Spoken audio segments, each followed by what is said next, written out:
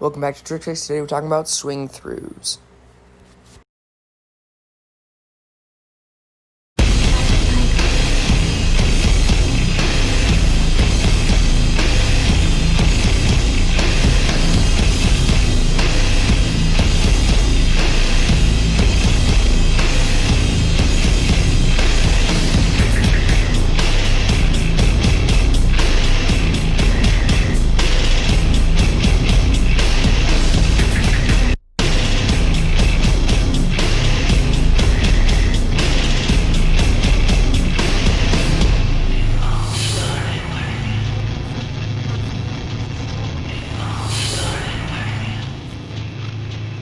In order, we're going to be talking about why Euro step is busted and how to swing for numbers versus how to swing for power. First things first, this here is double step. So the thing about double step is it's not necessarily super powerful, it's not necessarily super easy, it's just that the other ones, doing TDR, doing master, are just harder. Let's talk about why. So TDR, look at his chest positioning here. Okay, so now, and then he's going to go backwards too far, and then he's going to copy paste that forward and backwards. And with the double step, you're already vertical, there's no inversion in the setup, and because of that, it's very easy to copy and paste vertical, which is the goal with swings. Now, just in case you still decide to use a setup in your swing chains, I'm going to talk about how to do that properly. The positioning you're aiming for is as if you're going to block for a double cork, so that's a really solid block, and then you're going to lean back or let your base leg give out just a little bit, and that's going to allow you to use the setup for the first one, so it's going to be very effortless for that first trick, and then you're going to be able to copy paste the rest. But the chest positioning in landing is not going to be the same as the chest positioning when you land out of your setup, but then the takeoff position is going to be the same. Setup versus double step. Let's look at the chest positioning and copy paste ability of the double step and the weight distribution. Right away on double step, you can see chest positioning right here, perfectly vertical, which is ridiculous. And then the weight is easily pushed backwards and squared up. There's no sideways weight like there would be in J step. It's all linear to my base foot. I can really push it back like I'm doing a tumbling pass. Something I always do in swing chains is I always make the first one higher than it needs to be. I could probably make it lower, put more power into it, but it's much easier to mess up the first one than it is to mess up the other ones because you do it too low, you do it too fast, and it's hard to fix that. Versus once you're in the rhythm, it's much easier to fix. The problems are going to be much more minuscule. So this chest positioning really replicates how it does look out of the TDR or any other setup as well. But now, since my spot point was so obvious and my chest was so vertical on the double step, there was no inversion in the beginning, it's very easy to copy and paste into that vertical positioning because you felt it at the beginning and now you can hit it every single time.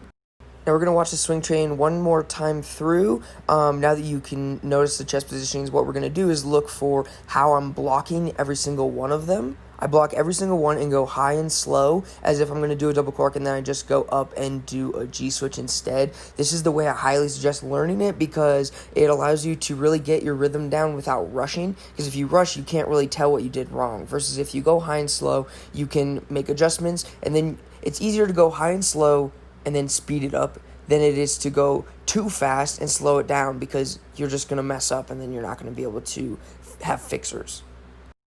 Just start high and slow first. In time, you'll be able to go low and fast. And don't think that you want to skip to low and fast, because both of them, going high and slow and going low and fast, are both applicable. It just depends what you're doing out of it, another G switch or a double cork. Real quick, I want to show you that the key points in the G switches are the same in the corks, and then we'll talk about fixers. When I do cork for numbers, I do it the exact same the way as I would do G switch. I take off as if I'm doing G switch, nice and square with a little bit of lean back. I flip it hard and I eagle hard.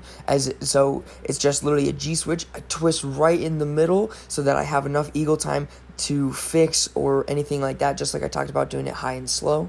The only difference is when I do cork for numbers, my right leg swings up towards the side. I don't do it on purpose. It just kind of happens, and that is just creating my cork axis so that it is easier to replicate. Like, that's my copy paste point that I'm hitting. So when you get a rhythm going, you can still have a really bad cork and still make it work. So let's look at a fixer. Right here is a bad takeoff. I'm leaning way too far back. It's like my foot misses the floor when it jumps, but it was quick enough that I didn't need the height, and then I had a phenomenal block. Some people even do that on purpose. I can't do it on purpose with corks yet for a block, but it is how I do G-switches on purpose for a big fat block if I'm going to do a triple cork. And since I'm not as good at cork, I was really surprised when I got that fixer. I probably could have done a few more corks here, but because I wasn't prepared, my chest drops a lot, and then my right leg, it starts to catch up to my chest, and that makes it so that I cannot throw another cork after that. It just kills my power. All of it scrunched in instead of sent back. Here's a good slow-mo. First 2 corks are for numbers. Last cork is a fixer to a fat set. So right here, sent it a little bit farther back than the others so that I can hit a harder block. And the block is basically my chest is farther forward, my ankle is has a lot more weight on it, and so then I go straight up because I already have the backward momentum to work with. Right there, and then up. I'll show you with G-switches too. It's probably a lot easier to see in G-switch, and it's much more exaggerated because I'm better at G-switches. So I do this swing chain. I'm going to do 1, 0, 1, 0, 1. And just notice the chest positioning, how I complete the tricks, and then I land the trick like it's over. Like I just finished the trick, completely vert, and then this is the G-switch I send backwards and hit a big block. It could have been a double cork. I just wasn't expecting that because I just wanted to do that swing chain, and I should have done it to dub. But yeah, the chest positioning, take a look, it's a big block, and then it pulls my knee forwards, and it pulls my hips up because of that. And just remember, just because you know everything about switches after this tutorial doesn't mean that you're going to be able to do it perfectly. A lot of these are repetition, so just rep them. Next up is my favorite, power swings. Already kind of touched on power swings in the block, so I'm going to go super in depth here. Talk about how close the knee has to be, how angled the chest needs to be, where you need to be spotting. So we already saw these clips. Just a quick reminder of what those look like so you can see what a block looks like. But now let's look at a block. Okay, first thing you should notice is that I do double step. Then I lean it back farther than I normally do if I'm starting a swing chain for numbers, because this G-switch is a swing chain for power. So this replicates a fixer. A power one is the exact same as one that you accidentally mess up, but you do it so low and quick that you have time to fix it. That's what this replicates. Next is the most crucial point, is this hollow position. People like to hit this before they hit the floor and think they need to be vertical as they hit the floor, but your contact time is actually longer than you think it's going to be, and so if you do this too early or too late, you're not going to go straight up. You're either going to go gainer or send back too far. This here's the sweet spot. When I hit this, I get super excited to hit whatever trick, whether it's going to be a cork snap or a triple cork or a snatch cannon, anything. This is perfect. I'm perfectly vertical. My hips are still behind my knee, but my right leg has a lot of weight in it as it's coming forward. I could just be standing there and you wouldn't even know, but watch how high this makes my hips go. There we go. And when you hit this spot, be patient and let yourself set, because that's what you just did, is you set yourself up for the set, so don't rush the twist. Next, we're going to look at 5 G-switches to double cork. It's really clean. You're going to be able to see right here, super low, super fast, very whippy. I want to talk about my arms too afterwards, but let's do another breakdown of that big set, and then you can see the comparisons between those two. The power swing in this one isn't as perfect as the last one, but we're going to be able to talk about what it lacks, which should help you. This right here looks like the most crucial point, like I hit in the G-switch triple cork. It looks like I hit it, but to me, I can see that my knee is too straight, my base knee. It means that the block is going to come too fast. Basically, I'm not going to hold the hollow as long. See right here, my chest is taller, and it is not leaning forward like I want it to. It doesn't have that scoop essence. It actually moves me backwards. The most ideal power trick doesn't move backwards at all. Maybe like an inch. Like it should have a tiny bit just so that your hips make like this rainbow motion, but not enough that it should be even noticeable. Everyone should think that it stays in place. Now let's take a look at my takeoff position. Notice here, because my hollow didn't hold as long, I tried to compensate by just setting for mad long, and which was good. It was the good choice to do, but because of that, I just don't get an explosive push off my base leg. But keep in mind that this block is more important than a strong push. Otherwise, it's going to send you backwards instead of up. Going up is more important, and that comes from the block. Now, real quick, let's talk about the arms. A lot of people ask me what to do with their arms and G switches. The first one, I swing both. The rest of them, I also think I'm swinging both, but I'm not. My body is compensating for how much they both need to swing.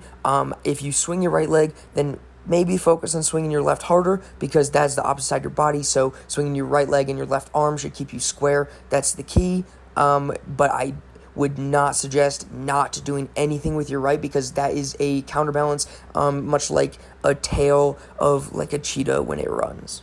You need it out there to keep you square and balanced, as a counterweight, just for fixers and things like that. Last thing I want to show you guys is I hit this really whack 2-1-2, and it was super hard for me to hit. It was actually my first one, but I had some that totally were doable, and then I went and did this 2-1-2 that should not have happened. It was just so weird. So I'm going to talk about why it worked and why the other ones that were, in my opinion, better didn't end up working. In this one, my double cork doesn't travel back enough, or I eagle way too late, so all my momentum is forward instead of backwards. There, I just bent my knee way too much. I wasn't expecting to hit that cork. This one here is the double step versus setup problem.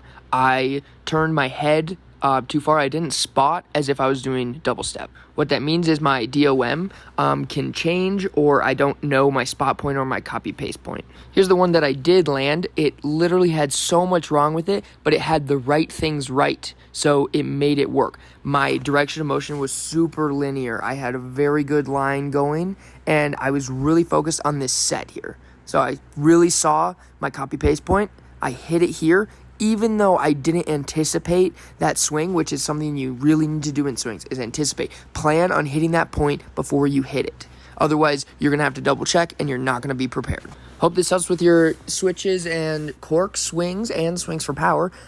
Be sure to like and subscribe. You can tag me in all your attempts on Instagram. My handle is @crispytricks. And be sure to comment any suggestions that you guys need, or maybe a trick that you guys need help with for next week. Happy swinging.